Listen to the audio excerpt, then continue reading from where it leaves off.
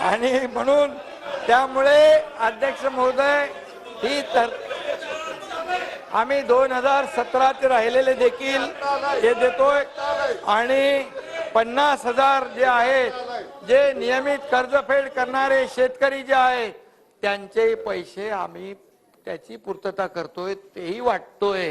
म्हणजे हे देखील मी या ठिकाणी सभागृहाला सांगू इच्छितो. म्हणजे आश्वासन देऊन आणि त्याला शेतकऱ्यांच्या तोंडाला पानं पुसवायची, त्याला झुलवत ठेवायचं, बोलाचीच कडी बोलाचाच भात हे आम्ही कधी केलं नाही, करणार नाही.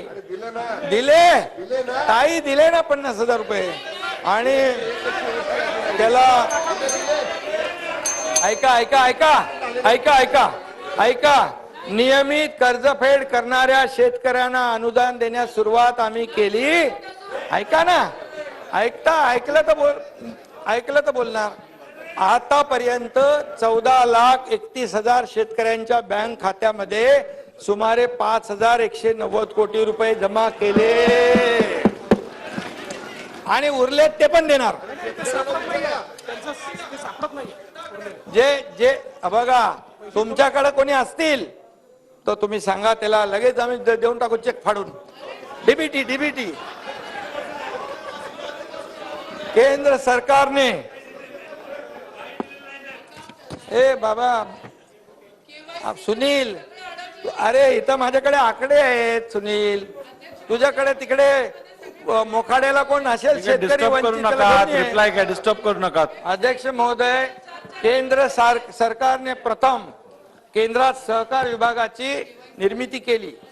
केंद्रीय गृहमंत्री अमित शाह साहेबांनी या खात्याचा कार्यभार हाती घेतलेला आहे आणि आमच्या विनंतीला मान देत महाराष्ट्रातील साखर कारखान्यांचा प्राप्ती कर माफ करण्याचा निर्णय केंद्र सरकारने घेतला.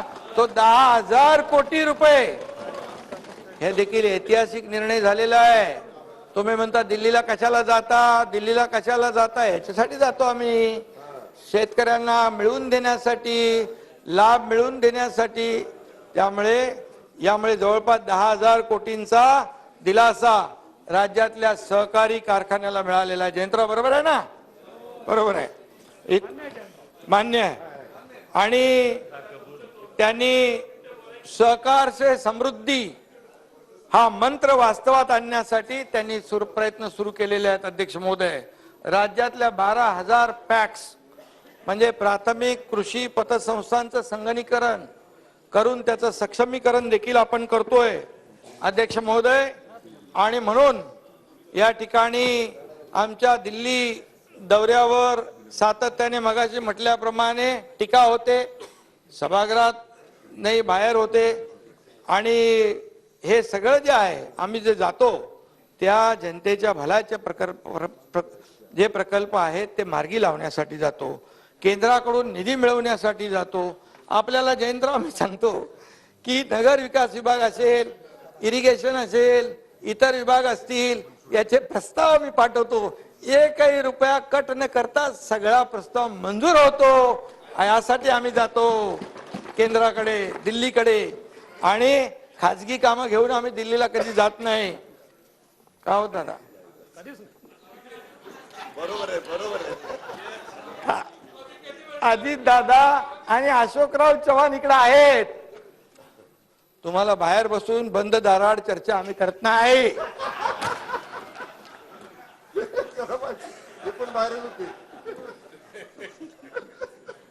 जे करतो ते अरे बाबा कसं आहे, आता ते जाऊ दे, ते गुप्त बाब आहे. आणि ती आता इथे सांगणं बरोबर नाही ना, सांगायचं ना.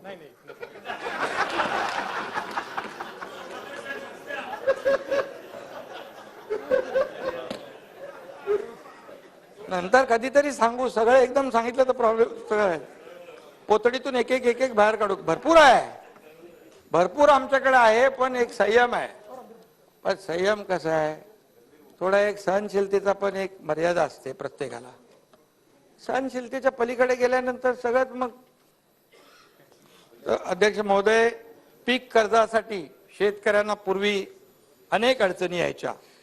प्रामुख्याने त्यांचा सिबिल रेकॉर्ड जो आहे तो तितकासा चांगला नसल्याने बँका कर्ज देताना हात आखडता घ्यायच्या. आमच्या सरकारने बँकांना स्पष्ट नानाभाऊ सूचना केलेल्या आहेत. शेतकऱ्यांना कर्ज मंजूर करताना सिबिलचा जास्ती विचार करू नका. अरे ऐकत कसे नाही, ऐकले ना, दिले पैसे 25% अग्रिम द्यायला काय कसं काय, सरकारचं काय ऐकत नाही. आणि बँकांनी सकारात्मक प्रतिसाद दिलेला आहे नानाभाऊ. 2021 मध्ये कर्ज वाटपाचं जे प्रमाण 73% होतं ते आता 85% गेलेलं आहे आपल्या सरकारच्या याच्यामध्ये. त्यामुळे 2023च्या खरीप हंगामामध्ये अध्यक्ष महोदय सप्टेंबर अखेर 41,221 कोटी रुपयांचं कर्ज वाटप झालंय. दिले नसते तर कसं झालं सर नानाभाऊ. रब्बी हंगामासाठी देखील 3,55,000 शेतकऱ्यांना 3,516 कोटीचं पीक कर्ज वाटप सुरू केलंय. बँकांनी 64% टार्गेट पूर्ण केलेलं आहे. उर्वरित देखील पूर्ण करतील. माहिती घ्या, आकडे मी जे बोललो तर चॅलेंज करा. अध्यक्ष महोदय, 3 लाखापर्यंत पीक कर्जाची संपूर्ण परतफेड केली तर शेतकऱ्यास 3% व्याज सवलत अनुदान दिलं जातं. अध्यक्ष महोदय, या वर्षासाठी 72 कोटी खर्च यासाठी करण्यात येणार आहे. अटल अर्थसहाय्य योजनेस मुदतवाढ आम्ही दिलेली आहे. 428 प्रस्तावांना कर्ज आणि अनुदान देणार आहोत. त्यासाठी 72 कोटी 42 लाख रुपयांच्या निधीला मान्यता या ठिकाणी दिली आहे. बुलढाणा, परळी वैजनाथ, नांदेड, सोयगाव येथे शासकीय कृषी महाविद्यालय स्थापन करण्याचा निर्णय आपल्या सरकारने घेतला आहे. नागपूर येथे शेती व कृषी उद्योग आणि कृषी संलग्न उद्योगासाठी आंतरराष्ट्रीय कृषी सुविधा केंद्र या ठिकाणी स्थापन करण्याचा देखील आमच्या सरकारने निर्णय घेतलेला आहे. त्याचबरोबर अध्यक्ष महोदय, मागच्या यापूर्वीच्या सरकारने 2.5 वर्षामध्ये सिंचन प्रकल्पांना सुधारित प्रशासकीय मान्यता देताना हात आखडता घेतला होता. हाताच्या सुप्रमा आपण किती सुप्रमा देतो म्हणजे आपली पॉलिसी पॅरालिसिस झालं होतं. आपल्या सरकारने, आमच्या शासनाने 1.5 वर्षात 65 प्रकल्पांना तब्बल 66,000 कोटींच्या सुधारित प्रशासकीय मान्यता दिल्यामुळे सिंचन प्रकल्प जे आहेत मार्गी लागतायत. आणि त्यामुळे सिंचनाचा उर्वरित अनुशेष जो आहे केवळ अमरावती विभागात आहे, तो या सुधारित प्रशासकीय मान्यता मिळाल्यामुळे पूर्णपणे भरून निघेल. यामुळे जे आम्ही 65 प्रकल्प, विविध प्रकल्पांना सुधारित प्रशासकीय मान्यता दिली, त्यामुळे 10 लाख हेक्टर क्षेत्र ओलिताखाली येणार आहे. 10 लाख हेक्टर क्षेत्र, 10 लाख हा शेतकऱ्यांना मदतीचा मोठा भाग आहे. यामुळे राज्याच्या रब्बीच्या क्षेत्रातही वाढ होईल आणि अन्नधान्य उत्पादनातही वाढ होईल. प्रधानमंत्री कृषी सिंचाई योजनेअंतर्गत अध्यक्ष महोदय मार्च 2023 अखेर 10 प्रकल्प जे आहेत ते पूर्ण झालेत. जून 2025 पर्यंत उर्वरित 17 प्रकल्प पूर्ण होतील आणि यासाठी 2,990 कोटी रुपयाची तरतूद सरकारने केलेली आहे. अध्यक्ष महोदय, सगळ्यात महत्वाचं म्हणजे मराठवाडा वॉटर ग्रीड सारखा महत्वाकांक्षी आणि अत्यंत महत्वाचा प्रकल्प मागच्या सरकारने केवळ द्वेषापोटी भासणात गुंडाळून ठेवला, तो रद्द केला. त्या प्रकल्पाचं देखील आम्ही दोघंच होतो त्यावेळेस, आपण शपथविधी घेतली तेव्हा कॅबिनेटला, मला वाटतं पहिल्याच दिवशी केला आपण. आणि या प्रकल्पाचं पुनरुज्जीवन करण्याचा निर्णय आम्ही घेतला, आमच्या सरकारने घेतला. या योजनेसाठी देखील केंद्राने अर्थसहाय्य करावं यासाठी आम्ही आदरणीय प्रधानमंत्री महोदयांना विनंती केली आहे आणि त्याचा पाठपुरावा आम्ही करतोय. नक्की खात्री आहे की आम्हाला यामध्ये यश येईल. त्याचबरोबर अध्यक्ष महोदय, कोरोना नंतर लंपीमुळे देखील राज्यातील पशुधनाचं मोठं नुकसान झालं. मरण पावलेल्या विखे पाटील इकडे आहेत, पशूंच्या मालकांना एकूण 91,76,00,000 रुपयांची मदत आमच्या सरकारने केलेली आहे. 91,76,00,000 रुपये. तर इतर योजनांकरता देखील चालू वर्षी 242,92,00,000 तरतूद केलेली आहे. अध्यक्ष महोदय, त्याचबरोबर बांगलादेशने संत्र्याच्या आयातीवर 40% आयात शुल्क लावल्याने आपल्याकडचा संत्रा उत्पादक शेतकरी अडचणीत आला, निर्यातदार, आणि त्याची अडचण दूर करण्यासाठी सरकारने निर्यातीसाठी 139 कोटी रुपयाचं अनुदान मंजूर केलं संत्रा उत्पादकाला. कांदा निर्यातीवर निर्बंध आल्याने कांद्याचे भाव घसरले, त्यामुळे कांदा उत्पादकांना दिलासा देण्यासाठी आमच्या सरकारने 350 रुपये क्विंटल दराने अनुदान मंजूर केलं. 851 कोटींचं अनुदान त्यांना आपण देतोय. ऐतिहासिक आहे. कधी काही अगोदर कधी असा निर्णय झाला नव्हता. पहिल्यांदा हा क्रांतिकारी निर्णय आहे. अध्यक्ष महोदय, मार्च 2023 ते जून 2023 या कालावधीमध्ये हमी भावाने 4,124 कोटींचा हरभरा सरकारने खरेदी केला. त्याचा लाभ 3,92,000 शेतकऱ्यांना मिळाला आणि एकूण 77,31,000 क्विंटल हरभरा खरेदी करण्यात आला आहे. अध्यक्ष महोदय, या खरीप हंगामामध्ये 1,86,00,000 क्विंटल धान व इतर भरड धान्य खरेदी या ठिकाणी केलेलं आहे. त्याकरिता अध्यक्ष महोदय 3,800 कोटी इतकी रक्कम 5,06,000 शेतकऱ्यांना दिलेली आहे. त्यामुळे हा देखील एक चांगला निर्णय आपण घेतला आहे. अध्यक्ष महोदय, शेतीच्या शाश्वत प्रगतीसाठी काही महत्वाच्या योजनांना देखील सरकारने वेग दिलेला आहे, गती दिलेली आहे. आणि गतिमान सरकार आहे, निर्णय घेणारं सरकार आहे, पॉझिटिव्ह आहे, प्रॅक्टिकल आहे. थोरात साहेब बरोबर आहे ना? तर त्याने मान्य आहे. खरं ते असं दुसऱ्यासारखे हे करत नाही, खऱ्याला खरं सांग. नदीजोड प्रकल्प आणि जलयुक्त शिवारचा दुसरा टप्पा राबवून महाराष्ट्राला दुष्काळ मुक्त कसं करता येईल यासाठी देखील सरकार प्रयत्नशील आहे. मला वाटतं तेव्हा देवेंद्रजी मुख्यमंत्री होते, जलयुक्त शिवार योजना सुरू झाली, वॉटर लेवल वाढू लागली, टेबल वाढू लागला, लोकांना बोरिंगला विहिरींना पाणी वाढू लागलं आणि शेतकऱ्यांना त्याचा फायदा होऊ लागला. आणि अशा परिस्थितीमध्ये या त्यांच्या संकल्पनेतून पहिल्या टप्प्यात या ठिकाणी चांगलं यश मिळालं, शेतकऱ्यांना त्याचा फायदा झाला. केंद्राने देखील मला वाटतं आपला मॉडेल चा प्रशंसा केली जलयुक्त शिवार योजनेची, परंतु केंद्राच्या अहवालात महाराष्ट्र नंबर 1 ला आला जलयुक्त शिवार योजनामध्ये.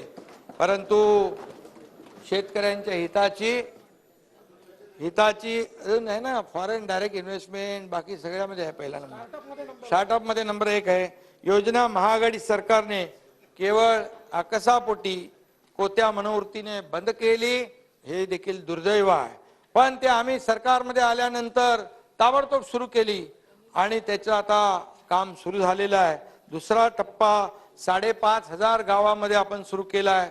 4,500 कोटी खर्चून 1,57,142 कामं आपण हाती घेतलेली आहेत. यंदाच्या वर्षासाठी 545 कोटीची तरतूदही केली आहे. परवाच गेल्याच आठवड्यात आर्ट ऑफ लिव्हिंगच्या संस्थेबरोबर आपले श्री रविशंकर यांच्याबरोबर सामंजस्य करार देखील या ठिकाणी केला. ते 24 जिल्ह्यामध्ये काम करणार आहेत. मालगुजारी तलाव ते साठी मराठवाडा आणि विदर्भ मिळून 2,398 तलावांची दुरुस्ती आणि पुनरुज्जीवन जे आहे ते देखील त्या माध्यमातून केलं जाणार आहे. जलयुक्त शिवार योजनेसाठी नाना पाटेकर आणि ते अनासपुरे नाम फाउंडेशन देखील काम करत आहे. आमिर खानचं पाणी फाउंडेशन देखील काम करत आहे आणि दुसऱ्या टप्प्यासाठी आम्ही त्यांची नक्की मदत घेऊ. आणि या ठिकाणी मी आवर्जून सांगतो, ठाण्यामध्ये देखील एक 88 वर्षाचे आनंद भागवत आहेत. ते आजही जिल्ह्यामध्ये खेड्यापाड्यात वाड्या वस्त्यांवर या ठिकाणी वसुंधरा संस्थेच्या माध्यमातून एवढं वय असताना देखील आज ते जे काम करतायत त्यांच्या माध्यमातून देखील जलसंवर्धन, बंधारे, जल चळवळ यामध्ये ते सहभागी होत आहेत. शासन म्हणून आम्ही अशा संस्थांना पूर्ण मदत करू. शेवटी शेतकऱ्यांसाठी ते करतायत.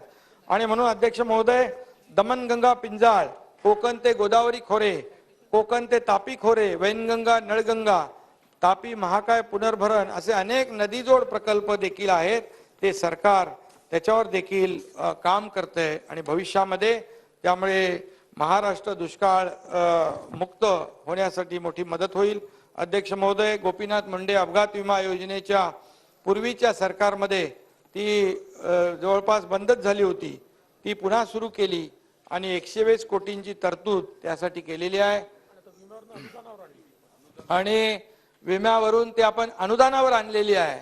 हा देखील बदल आपण केलेला आहे आणि आतापर्यंत त्यांना 35 कोटीचा लाभही दिलेला आहे. आणि त्याचबरोबर जे अध्यक्ष महोदय, आदरणीय प्रधानमंत्री महोदयांचं जे आहे मिलेट इयर, मिलेटला प्रोत्साहन देण्याच्या संदर्भात मिलेटची व्हॅल्यू चेन विकसित करण्यासाठी 200 कोटींची देखील आपल्या सरकारने तरतूद केलेली आहे. विद्यार्थ्यांच्या माध्यान्ह पोषण आहारामध्ये मिलेटचा समावेश करण्याचा देखील विचार आहे.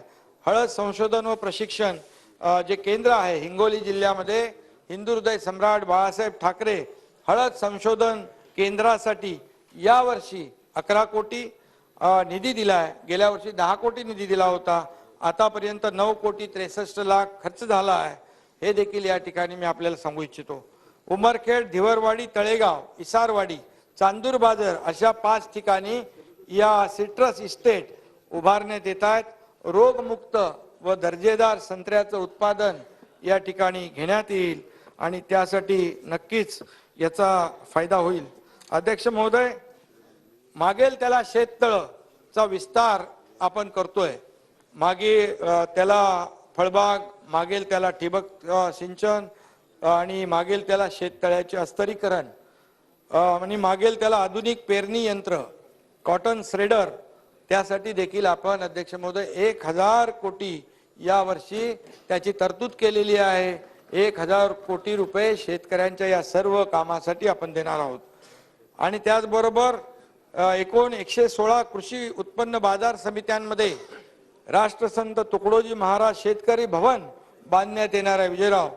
आणि सध्याच्या शेतकरी भवनांची पण दुरुस्ती केली जाणार आहे आणि यासाठी 132 कोटी 48 लाख रुपये त्यासाठी खर्चाची तरतूद आपण केलेली आहे.